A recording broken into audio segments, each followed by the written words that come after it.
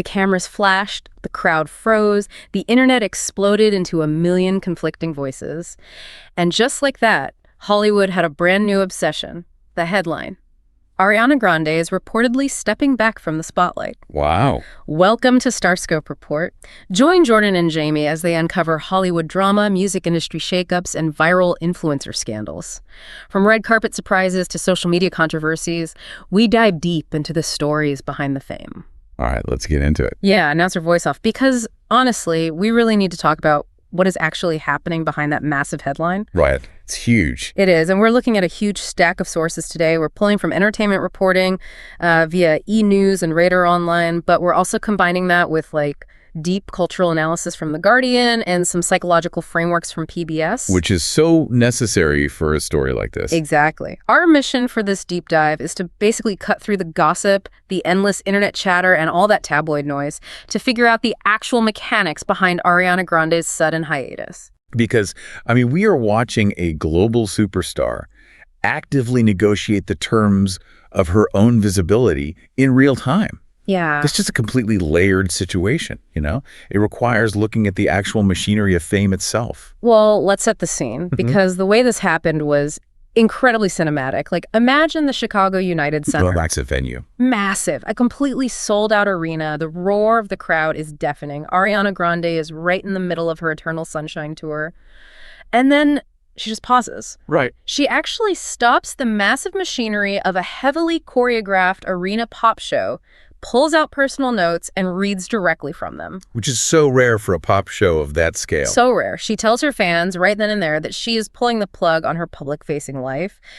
And she made it a point to say this came from a, quote, thoughtful and empowered place. Yeah, she really did not want this framed as an impulsive breakdown. Exactly, not a breakdown at all. Which forces us to look at the exact parameters of what this hiatus actually entails. Right. Her team confirmed that this step back officially begins after her final tour date. Right, which is coming up. Yeah, September 1st, 2026. Right. At London's O2 Arena. And honestly, even this tour was already signaling a huge shift. How so? Well, the Eternal Sunshine Tour caps at 41 dates. If you look at the architecture of her previous eras, the Sweetener Tour was well over 100 dates. Oh, wow. Yeah, the Honeymoon Tour was 88. So a massive deceleration was already built into her schedule. I didn't even realize the numbers were that different. Oh, yeah, it's less than half. Yeah. But I think the most revealing casualty of this new announcement is her theatrical career. Oh, the play. Yeah. She has officially withdrawn from her highly anticipated West End stage debut. She was supposed to be in Stephen Sondheim's Sunday in the Park with George. I want to pause on that for a second, because for anyone who doesn't follow musical theater, dropping out of a Sondheim lead on the West End isn't just like canceling a Tuesday night gig. No, not at all. For someone with her deep theater kid background, playing opposite Jonathan Bailey in a production of that caliber, that is essentially the holy grail of acting. Truly. It is the absolute pinnacle of theatrical credibility. Walking away from that shows an immense, almost desperate need to just step away from the public eye. It really does. Yeah. She was scheduled for the summer of 2027 in London, and the production is now having to scramble to recast her role. That's a huge deal. It requires an extraordinary amount of pressure to walk away from a career milestone like that. Right, which makes me look at a move like that and I have to ask, okay, let's unpack this. Is this an actual retirement? Or is this just a really aggressive vacation? That's the big question. Because operating at that level of fame, it reminds me of a pressure cooker. The heat is always on, the pressure is constantly building. And eventually, you have to release the steam or the whole thing explodes. So is she turning the stove off completely or just letting off steam? Well, the pressure cooker makes sense as a visual. But looking at her upcoming schedule, she isn't actually turning off the heat. Okay. She is just closing the kitchen door so we can't watch her cook. Oh, I like that way of putting it. Yeah, because the language her team is using specifically points to a break from, quote, public-facing work and appearances. Public-facing. Exactly. She is not retiring from acting or creating. For example, she stars opposite Robert De Niro and Ben Stiller in the new movie Focker-in-Law. Which is insane, by the way. I know. And that hits theaters on November 25th. The movie is finished. She is still an active artist. The hiatus is from the machinery of celebrity like the red carpets, the press junkets, the gauntlet of endless public scrutiny. Okay, that makes sense. But wait till you hear what came next. Oh, yeah.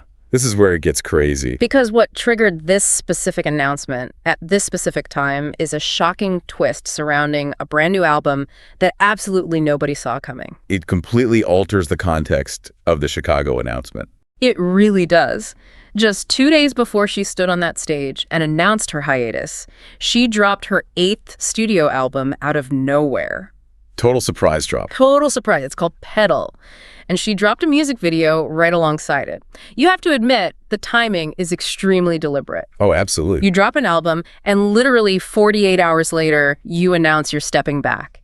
And E! News reported some very revealing details from an insider about what this album actually represents. Yes. It's basically shutting down the immediate internet theories. Because the internet always defaults to romantic speculation. Always. People were immediately searching the lyrics for clues about her split from Ethan Slater or, a supposed reunion with Ricky Alvarez. Great, trying to piece together a dating timeline. Exactly.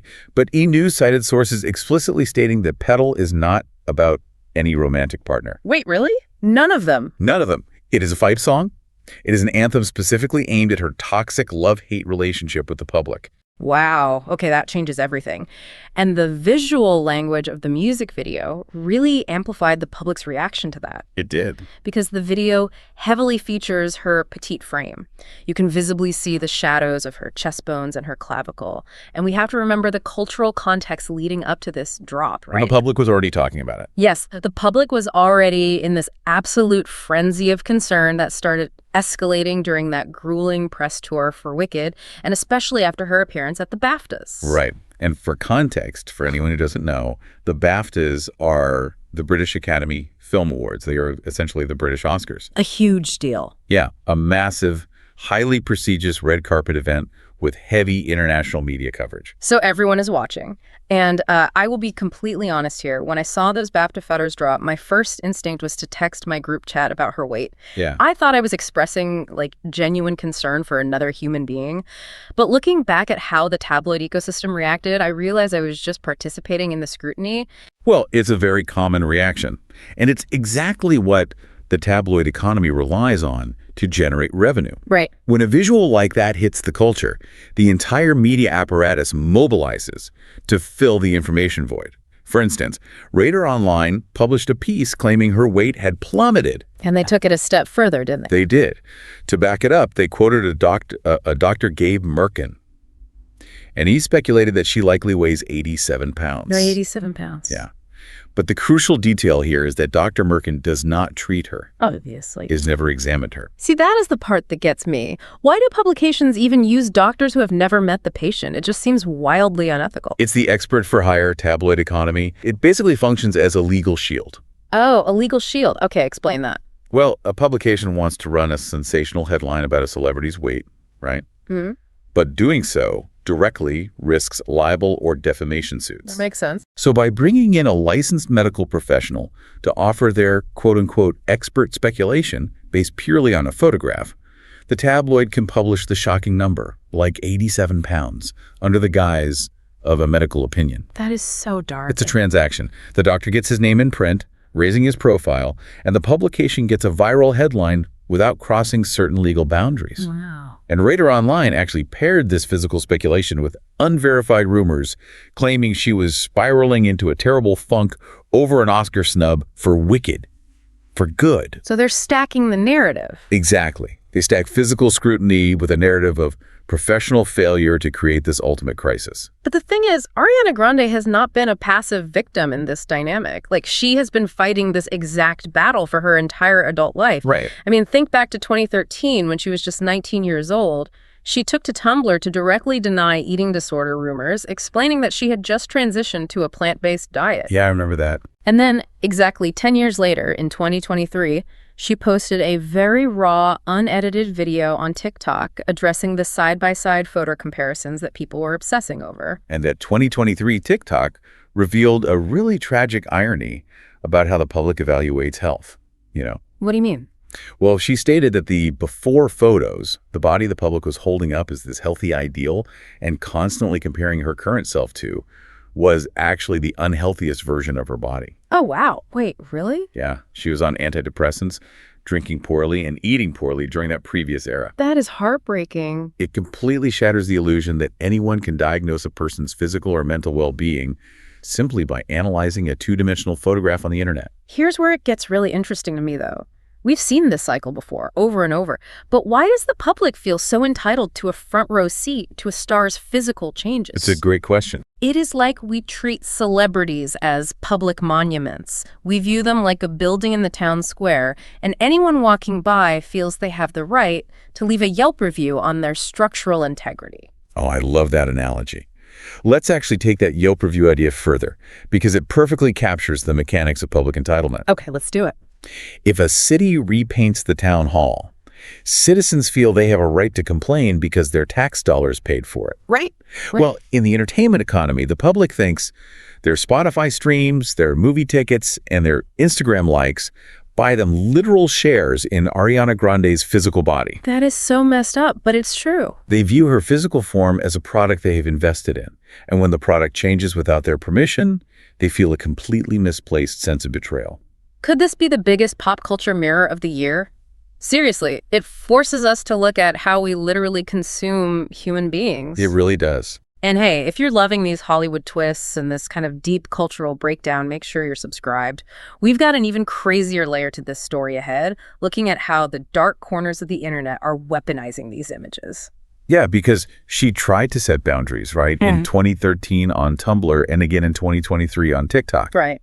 But the reason those boundaries failed is because the internet doesn't just consume images anymore. It actively weaponizes them for entirely separate agendas. Which brings us to the cultural battleground. Because there's a massive difference between caring about a celebrity and using their body as ammunition for a culture war. Absolutely. And to really understand this distinction, we're looking at an analysis from PBS by clinical psychologist Vivian Lewis. And Lewis provides a vital psychological framework here. She draws a sharp, definitive line between scrutiny and concern. Which addresses that exact feeling I mentioned having in my group chat earlier. Exactly. Scrutiny begins with appearance. It asks the question, what does this person look like? Concern begins with well-being. It asks, how is this person coping? See, I struggle with Lewis's definition here just a little bit. Why is that? Because if I see someone looking visibly ill or, drastically different, my human instinct is to worry about their health. Where exactly is the line between me being a caring observer and me just being part of this toxic scrutiny ecosystem? Well, the line is drawn by the existence of a parasocial relationship. A parasocial relationship is a one-sided dynamic where a person expends emotional energy, interest, and time on a media figure who is completely unaware of their existence. Right, like thinking you're best friends with someone you've never met. Exactly. The human brain has not evolved to differentiate between a friend we see every day in our living room and a celebrity we see every day on our phone screens. We feel a genuine bond. It feels real to us. It does. But Lewis points out a critical medical fact. You cannot tell if someone has an eating disorder simply by looking at them. They occur across all body sizes. Right, of course. So when thousands of strangers go online to analyze the shadows on someone's collarbone and broadcast assumptions about their medical state, it is no longer about the celebrity's well-being. Then what is it about? It is about the public performing their concern for an audience. That is scrutiny. Performing their concern. Wow. And when you take that scrutiny and feed it into modern algorithms, things get very dark very fast. They really do. I read this brilliant piece in The Guardian detailing how Ariana Grande's body has essentially become a proxy for much wider, deeply ingrained cultural anxieties. She isn't even a person in these debates anymore. She's like a mascot. Yeah. The internet has turned her physical form into a battleground for entirely separate movements. Exactly. The Guardian piece points out that users on X, formerly Twitter, were actually begging the Grok AI to edit photos of Ariana to make her look healthy and fat. Oh, just think about the entitlement and the violation there. It's sickening. People are using artificial intelligence to digitally force a real woman's body to conform to what they have decided is an acceptable aesthetic. And you have to compare this to the media environment of the 2000s. Right, like the Britney Spears era. Exactly.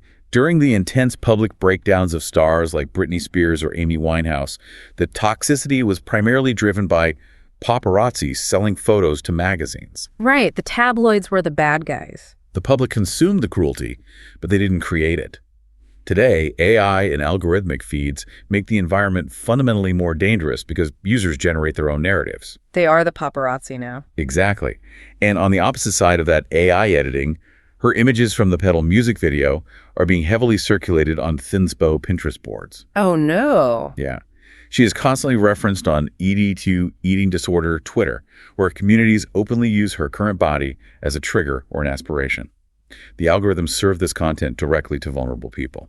And The Guardian also notes how her body is dragged into broader, highly polarized online debates. Right. For instance, the intense cultural arguments surrounding GLP-1 weight loss drugs, like Ozempic or Wegovy. Those are everywhere right now. Everywhere. And these medications have sparked fierce debates about body autonomy, the medicalization of weight, and Hollywood beauty standards. At the same time, you have the cultural push and pull over the tradwife lifestyles. Oh, yeah, the tradwife trend. Yeah, and for anyone unfamiliar, the tradwife subculture promotes a return to 1950s-style domestic gender roles, which often comes with its own rigid, highly specific aesthetic standards for how women should present themselves. Right. Her body is being used as a rhetorical weapon by all sides of these debates. And to be absolutely clear here, we are not taking a stance on the ethics of GLP-1 drugs or the tradwife movement. Absolutely not. We are simply pointing out the undeniable phenomenon that the internet is using a real human being to argue about these topics entirely without her consent. It's so true. Her body has become the site through which the culture is arguing with itself. And as Emma Madden, the author of The Guardian piece, who writes from the perspective of someone who has recovered from an eating disorder, tragically points out, avoiding scrutiny can sometimes become part of disordered eating itself. Wow, that's a heavy thought. It is. The extreme, visceral reaction of the public, even if it is disguised as pity or concern, often only forces a suffering person further into isolation. Which brings us right back to the Chicago United Center. She stops the show, she pulls out the notes, she demands a hiatus. Because Madden notes that isolation can often be mistaken for self-preservation. That makes so much sense. Again, we do not know Ariana's medical reality, and it is entirely not our place to diagnose her. But the psychological mechanics of the public's reaction are doing immense harm. Publicly evaluating someone's body repeatedly inadvertently reinforces the exact problems people claim they hope to prevent. The noise just becomes unbearable. Well, let's bring this massive global celebrity story down to an everyday lesson, because chances are you aren't interacting with pop stars every day. Probably not. But you are interacting with friends, family, and coworkers. So if you are legitimately worried about someone in your real life, how do you handle it without becoming part of the problem? Vivian Lewis gives incredibly practical advice on this. You have to consciously shift your language away from appearance-based evaluation and toward behavioral observation. Okay, so away from appearance. Right. Instead of saying, you look so thin, or have you lost weight, which is scrutiny, you shift to checking in on their actual well-being. So what does that actually sound like in practice? You say something like, I've noticed you don't seem like yourself lately. How are you doing? Okay. Or, you've seemed a bit withdrawn recently. Is there anything you'd like to talk about? Yeah. You focus on their spirit, their energy, their behaviors. Right, because the goal isn't to play doctor. Exactly. The goal isn't to play doctor and diagnose them with an illness. The goal is to let them know they matter to you as a complete person, entirely independent of their physical form. I love that. That simple shift in phrasing, from evaluating their body to inquiring about their spirit, it completely changes the dynamic from judgment to compassion.